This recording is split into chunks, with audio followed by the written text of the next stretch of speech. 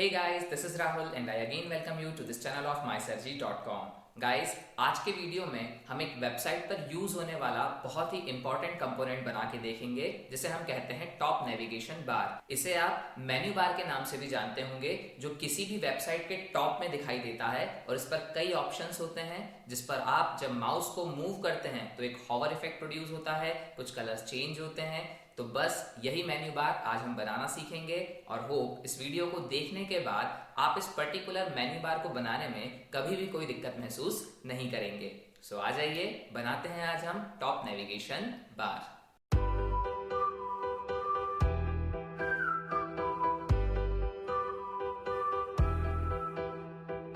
So guys, आज हम जो टॉप नेविगेशन बार बनाने वाले हैं या टॉप मेन्यू बनाने वाले हैं वो कुछ इस तरीके से दिखाई देगा। अगर मैं टॉप नेविगेशन बार की लिंक्स पर कर्सर को ले जाऊं तो ये इस तरीके से हॉवर इफेक्ट प्रोड्यूस करेगा। सो आज हमें यही सीखना है कि इस तरीके का नेविगेशन बार किस तरीके से बनाया जाता है। सो बेसिकली ये जो होम, लिंक 1, लिंक 2 और अबाउट आप देख रहे हैं, ये एक तरीके के एंकर टैग होते हैं क्योंकि इन्हीं पर क्लिक कर कर हम कहीं नेविगेट करते हैं। सो बेसिकली ये क्लिकेबल टेक्स्ट होना चाहिए और क्लिकेबल टेक्स्ट बनाने के लिए हमें एंकर टैग को यूज़ करना पड़ता है। साथ ही ये एंकर टैग्स अगर आप देख रहे हैं तो ये किसी ब्लैक कलर के कंटेनर के ऊपर अरेंज किए गए हैं। इसका मतलब ये एंकर टैग बिलोंग करते होंगे किसी डिव टैग के अंदर। तो ये बेसिक तो मुझे समझ में आ गया है। यहाँ से हम बनाने की शुरुआत करते हैं और उसके बाद धीरे धीरे मॉडिफाई करते हुए उसे हम ले आएंगे इस लेवल पर। सो गाइस, पहले तो मैं एक बना लेता हूँ डिव टैग और इस डिव टैग के अंदर मुझे रखने हैं कुछ एंकर टैग्स। एंकर टैग्स को बनाने के लिए मैं लिखूंगा ए, उसके बाद एक एट्रीब्यूट दीजिए href। अब क्योंकि हमें यहाँ पर डमी लिंक्स बनानी है, मतलब आप क्लिक करें तो कहीं नेविगेट ना हो, इसलिए आपको यहाँ पाथ देने की जरूरत नहीं है। बस यहाँ लिख दीजिए हैश। जब आपको क्लिक कर कर वाकई में किसी दूसरे पेज पर नेविगेट करना होता है तो उस पेज का नाम हम यहाँ पर पास करते हैं, पर डमी लिंक्स बनाने के लिए आप यहाँ दे सकते हैं हेड सिंबल। इसके बाद इस टैग को क्लोज करें और यहाँ पर जो भी आप देते हैं ये इस लिंक का बन जाता है कैप्शन, मतलब ये होम इस लिंक का कैप्शन बन जाएगा और कैप्शन के बाद इस टैग को कर दीजिए क्लोज। ऐसे ही 4 एंकर टैग्स मुझे और चाहिए जो लिंक 1, लिंक 2, अबाउट और लॉगिन को कर रहे होंगे रिप्रेजेंट। सो इसका कैप्शन बदल के मैं कर देता हूँ लिंक 1, इसका कैप्शन बदल के कर देता हूँ लिंक 2, यहाँ कर दें आप अबाउट और यहाँ कर दें आप लॉगिन। चलिए तो इसे करते हैं सेव और देखते हैं ये किस तरीके से दिखाई दे रहा है। सो अभी तो मुझे सिर्फ होम, लिंक 1, लिंक 2, अबाउट और लॉगिन ये लिंक्स दिखाई दे रहे हैं। अब मुझे करना है इसे डेकोरेट और डेकोरेट करने के बाद मुझे इसे उस लेवल तक लेके जाना है जो आपने वीडियो के बिगिनिंग में देखा था। अब क्योंकि ये सारी लिंक्स का कंटेनर ये डिव टैग है, सो पहले मैं इस डिव को डेकोरेट करता हूँ, उसके बाद इन एंकर टैग्स को हम करेंगे डेकोरेट। सो डिव को डेकोरेट करने के लिए मैं एक क्लास बना देता हूँ यहाँ पर और मैं यहाँ लिखता हूँ सी डिव। सी डिव का मतलब कंटेनर डिव। अब अगर आपको याद हो तो आपने देखा होगा इनके बैकग्राउंड का कलर था ब्लैक। वो ब्लैक बैकग्राउंड कलर एक्चुअली इसी डिव का कलर था। सो सबसे पहले मैं यहाँ लिखता हूँ डॉट सी डिव और इसका बैकग्राउंड कलर हम कर देते हैं ब्लैक। बैकग्राउंड कलर को ब्लैक करने के लिए मैं यहाँ लिखता हूँ background dash colour colon black. चलिए इसे सेव करें और ज़रा चला कर देखें। Now the background colour is black. चलिए अब इन लिंक्स को करना है मुझे डेकोरेट। तो लिंक को डेकोरेट करने के लिए मैं यहाँ पर लिखूंगा डॉट सी डिव और उसके बाद स्पेस लगाकर मैं लिखता हूँ ए। ऐसा लिखने का मतलब हुआ कि इसके अंदर जो भी प्रॉपर्टीज लिखी जाएंगी उसका इफेक्ट उन एंकर टैग्स पे होगा जो एक ऐसे कंटेनर के अंदर है जिसकी क्लास है डॉट सी डिव। तो ये रहा डिव जिसकी क्लास है सी डिव और ये इसी के अंदर ये सारे एंकर टैग्स अवेलेबल हैं जिन पर मैं चाहता हूं कि इसके अंदर लिखा गया इफेक्ट ट्रांसफर हो जाए। अगर मैं चाहूं तो यहां पर इसे सिर्फ ए भी लिख सकता हूं, लेकिन अगर मैंने यहां पर सिर्फ ए लिखा तो अभी तो फिलहाल यहां पर कोई और एंकर टैग्स अवेलेबल नहीं है। पर अगर यहां पर कुछ एंकर टैग्स ऐसे होते जो इस सी डिव क्लास से बिलोंग नहीं करते, या ये कह लीजिए जिनका कंटेनर ये डिव एलिमेंट नहीं होता, उन एंकर टैग्स पे भी ये इफेक्ट ट्रांसफर हो जाता। पर मैं तो चाहता हूं कि सिर्फ इन्हीं एंकर टैग्स पर जिनका कंटेनर ये डिव है और जिसकी क्लास है सी डिव, इन पर इफेक्ट ट्रांसफर हो, इसलिए मैंने यहां लिखा था डॉट सी डिव, जो रिप्रेजेंट कर रहा है क्लास को, और उसके बाद स्पेस लगाकर ए, मतलब वो सारे ए जिनके कंटेनर की क्लास है डॉट सी डिव। चलिए अब इस पर्टिकुलर नेविगेशन बार को देखकर जो मैं समझ पा रहा हूं, तो मुझे ये दिख रहा है कि लिंक्स और इस डिव के बीच में कोई स्पेस नहीं है। इस स्पेस को बढ़ाने के लिए मैं पैडिंग को सेट कर देता हूं with value 14 pixel and 16 pixel, मतलब टॉप और बॉटम से 14 पिक्सल्स का मार्जिन छूट जाए और लेफ्ट और राइट से 16 पिक्सल्स का मार्जिन छूट जाए।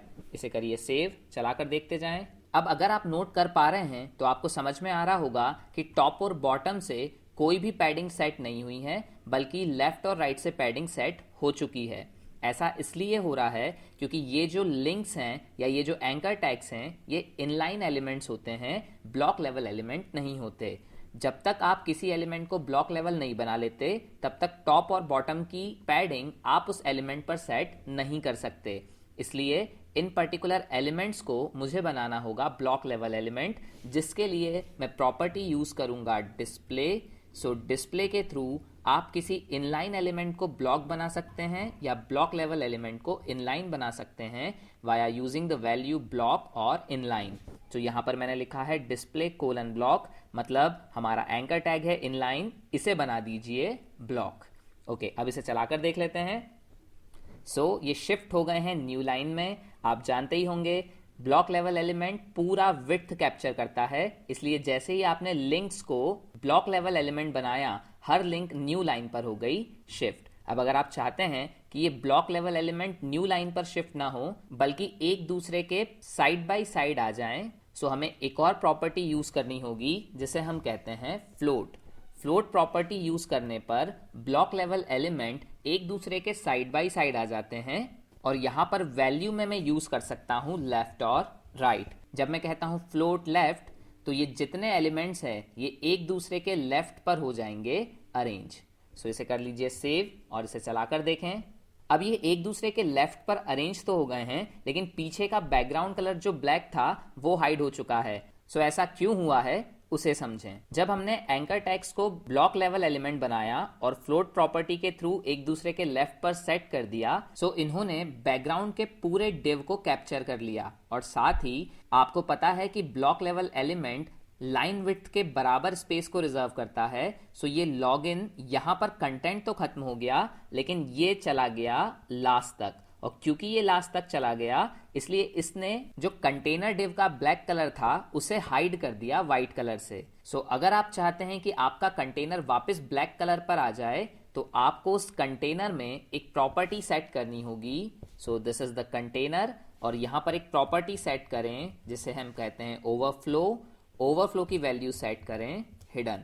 अब आप सोचें ऐसा लिखने से क्या होगा। ओवरफ्लो हिडन लिखने से ये जो एलिमेंट अपने कंटेंट से ज्यादा स्पेस को रिजर्व कर रहा था, अब वो एक्स्ट्रा स्पेस को रिजर्व नहीं करेगा और अपने कंटेंट के बराबर स्पेस को ही करने लगेगा रिजर्व। सो मैं इसे कर देता हूं सेव, इसे एक बार चलाकर देखें। सो नाउ ब्लैक कलर हमें वापस मिल चुका है। अब इन लिंक्स पर कुछ और डेकोरेशन हमें करना है परफॉर्म। तो पहले तो मैं इन लिंक्स का कलर बदलना चाहता हूं व्हाइट में, और ये जो नीचे अंडरलाइन आ रही है, इस अंडरलाइन को भी यहां से करना चाहता हूं रिमूव। सो अगर आप टेक्स्ट का कलर ब्लू से व्हाइट करना चाहते हैं तो यहां लिखिए कलर कोलन व्हाइट, और साथ ही अगर आप ये नीचे की जो लाइन है इसे मिटाना चाहते हैं तो आप यहां लिखिए text dash decoration colon none, मतलब हमें टेक्स्ट पर कोई डेकोरेशन नहीं चाहिए, यहां से लाइन को आप हटा लीजिए। चलिए इसे एक बार चलाकर देखते हैं। So now links are in white colour और नीचे की लाइन भी जा चुकी है। अब इसके फॉन्ट साइज को थोड़ा सा इंक्रीज करते हैं। सो मैंने कहा font dash size colon 20 pixel, और इसे एक बार फिर चलाकर देखते हैं।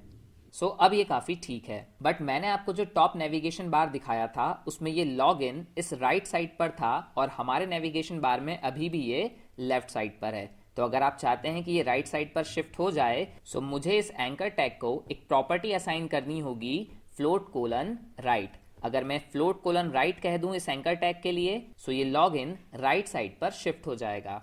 ऐसा करने के लिए मैं इस एंकर टैग को एक आईडी देता हूं। सो मैंने कहा आईडी इक्वल्स टू A1, और फिर उसके बाद यहां पर मैं कहता हूं hash A1, ID selector use किया मैंने, और मैंने कहा फ्लोट कोलन राइट। और इसके बाद आप इसे चला कर देख लें। सो हमारा लॉगिन शिफ्ट हो गया है अब राइट साइड पर ये राइट साइड में बहुत ज़्यादा शिफ्ट हो गया है। मैं चाह रहा हूँ यहाँ से थोड़ी सी मार्जिन छूट जाए, तो मैं एक प्रॉपर्टी और असाइन कर देता हूँ, margin dash right colon 20 pixels, और इसे एक बार और चला कर देखें। सो ये शिफ्ट हो गया है थोड़ा सा राइट साइड पर। चलिए, अब जो इफेक्ट बच गया है वो है कि जब मैं इस पर कर्सर को लेकर जाऊं सो ये ग्रीन कलर से हाईलाइट होने लगे। अब जब भी आप किसी लिंक पर इस तरीके से माउस को मूव करते हैं तो इसे हम CSS की भाषा में कहते हैं कि हमें यहाँ पर हॉवर इफेक्ट की जरूरत है। सो इन लिंक्स पर हॉवर इफेक्ट को लगाने के लिए आप CSS फाइल में लिखें .cdiv स्पेस a:\hover। ऐसा लिखने का मतलब हुआ कि उन एंकर टैग्स पर जिसके कंटेनर की क्लास है cdiv, अगर माउस को मूव किया जाए सो इसके अंदर लिखी प्रॉपर्टीज का इफेक्ट ट्रांसफर हो जाए। सो बेसिकली इन एंकर टैग्स पर जब भी हम माउस को मूव करेंगे इन ब्रेसेस के अंदर लिखा हुआ इफेक्ट हो जाएगा ट्रांसफर। सो अगर मैं इस पर मूव करूं तो मैं बैकग्राउंड के कलर को बदलना चाहता था, इसलिए मैं यहां लिख देता हूं background dash colour colon and colour की वैल्यू। सो मैंने यहाँ पर कलर की वैल्यू में अभी एक हेक्साडेसिमल कोड को यूज किया हुआ है। आप चाहें तो यहाँ पर रेड, ग्रीन, ब्लू या इस तरीके से कोई भी कलर का नाम पास कर सकते हैं, बट अगर आप कोई दूसरा शेड चाहते हैं तो फिर आपको इस तरह से हेक्साडेसिमल कोड वैल्यू देनी पड़ेगी, और ऐसे कलर रिप्रेजेंटेशन की हेक्साडेसिमल वैल्यू को आप W3C साइट से इजीली ऑब्टेन कर सकते हैं। सो मैंने यहाँ पर बैकग्राउंड कलर को सेट कर दिया है एक कलर में। अब देखते हैं इसका इफेक्ट, तो मैं इसे करता हूँ सेव और इसे करिए reload. Now the effect is on. अगर आप हॉवर इफेक्ट के साथ ही बैकग्राउंड कलर के साथ साथ इस पर्टिकुलर टेक्स्ट का कलर भी बदलना चाहते हैं तो यहाँ पर लिख दीजिए कलर और फिर अपने मनपसंद कलर को यहाँ पर आप कर सकते हैं सेट। सो सपोज मैंने यहाँ दे दिया है ग्रे। देखते हैं इसका effect. So now this is in grey colour, but ये ज़्यादा अच्छा नहीं लग रहा है, वाइट ही ज़्यादा बेहतर था, तो मैं यहाँ कर देता हूँ वापस वाइट। ओके, तो इसे चलाकर देख लें। Now it is better. अब अगर आपको यहाँ पर ये फॉन्ट पसंद नहीं आ रहा है और आप इस फॉन्ट को चेंज करना चाहते हैं, या प्रिसाइजली कहें तो फॉन्ट की फैमिली को चेंज करना चाहते हैं, सो आप यहाँ .cdiv a के अंदर आकर लिखें font dash family colon Arial. इसे करें सेव और इसे चलाकर देखें। So now the font family belongs to Arial. So hope guys आपको समझ में आ गया होगा कि एक टॉप नेविगेशन बार किस तरीके से बनाया जाता है। सो गाइस, अगर आपको ये वीडियो पसंद आया हो तो इसे लाइक और शेयर जरूर करें। साथ ही चैनल को सब्सक्राइब करना ना भूलें और HTML और CSS से जुड़े हुए नए वीडियोस के लिए हमारे साथ बने रहें। सो गाइस, आज के लिए इतना ही। Bye bye, thank you.